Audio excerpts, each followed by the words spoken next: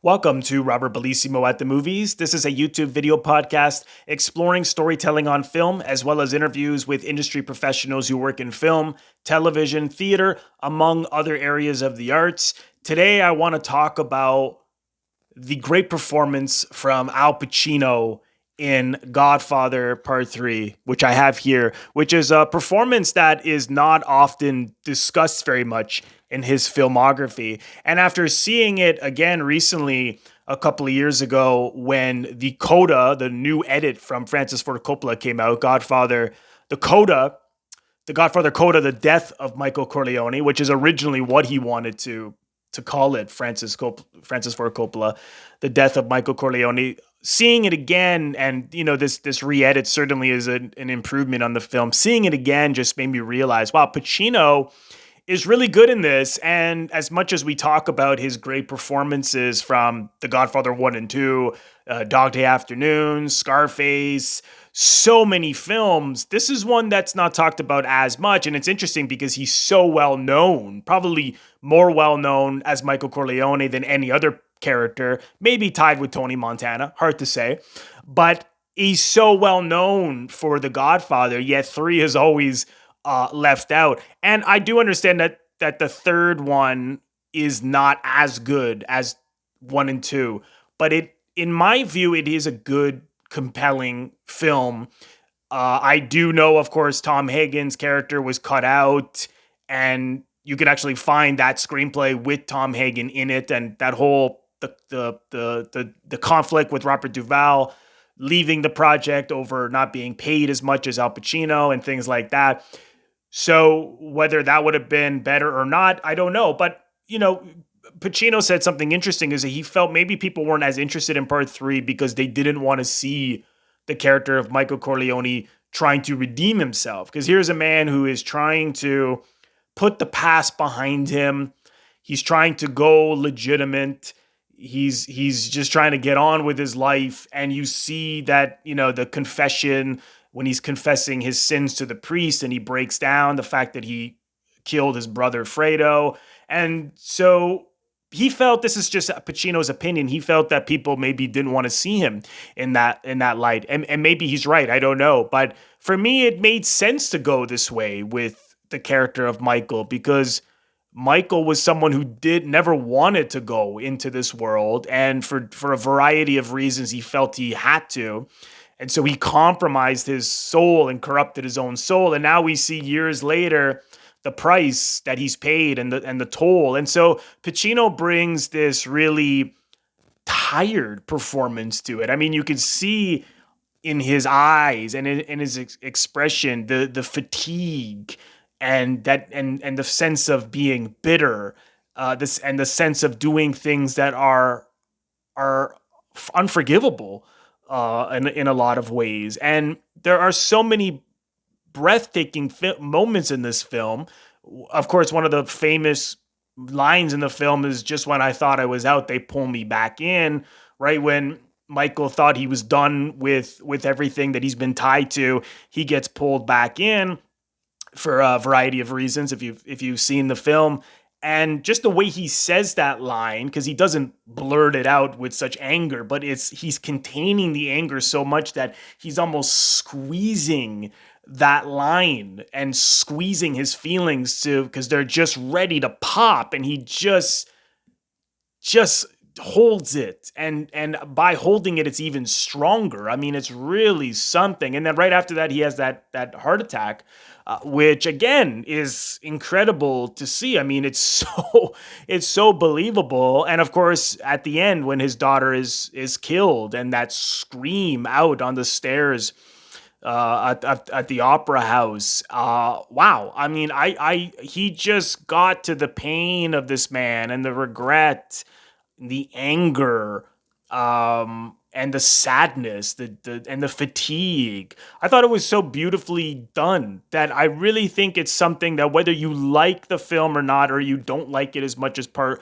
1 or 2, I think it's something that should be applauded more and championed more from Al, because I think, again, it's such a wonderful performance. And I'm going to say something that may be even harder for people to hear, but I also think Sophia Coppola was quite good in this. And I really don't understand why people think, oh, so she was so bad in this film. I don't understand that, because I'm not saying it's a brilliant performance, but she's playing the daughter of this gangster who they've been very wealthy, and she's completely innocent. I mean, she falls in love with Andy Garcia, who's a cousin, and when he tries to break it off, I mean, that beautiful scene at the end when he says, we can't do this, and she gets visibly emotional. She gets visibly hurt by the fact that he's breaking it off. And I thought it was quite good. I don't really know what people expected. I mean, she is a total innocent character.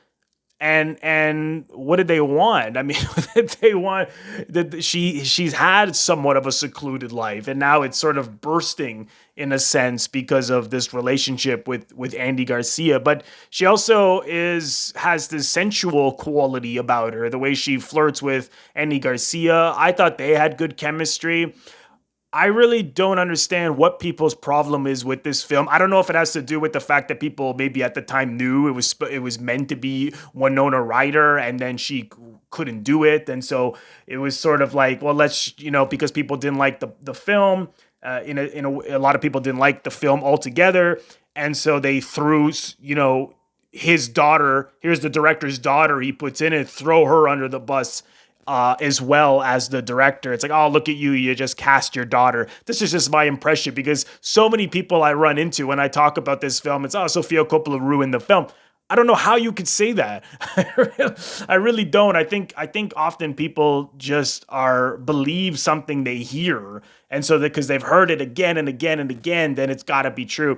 And I think if you watch the film, you'll see a pretty interesting performance, and I thought she was quite good in it. It's a shame she doesn't act more. Obviously, she's gone on to be quite a good filmmaker. I mean, I really like a number of her films, and so, if she seems somewhat neutral in the film, or there's a flatness to it, which I can understand if people, maybe that's their impression.